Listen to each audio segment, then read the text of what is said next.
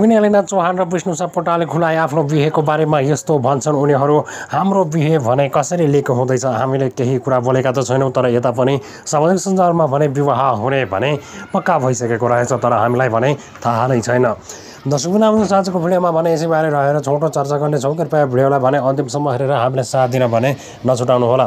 यदि हाम्रो च्यानलमा नयाँ हुनुहुन्छ र अहिलेसम्म हाम्रो च्यानलमा सब्सक्राइब गर्नुभएको छैन भने कृपया सब्सक्राइब गरेर हामीसँग जोडिन भने नछुटाउनु होला। सामाजिक सञ्जालमा विभिन्न प्रकारका विभिन्न थरीका सामाजिक सञ्जालभरि न्युजहरू फैलिएता भने, तर यता विष्णु सापकोटा र एलिना चौहानले भने अहिलेसम्म केही खुलाएका छैनन्। उनीहरू भन्छन् हामीलाई भने हाम्रो बिहे भएको थाहा नै नहुँदो रहेछ।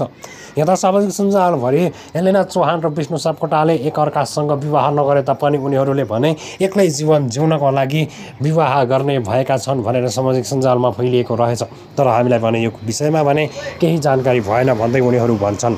दर्शकबिन तपाईँलाई भने के कस्तो लाग्छ त, के साँच्चै उनीहरूले भने विवाह गर्न लागेकै हुन् त?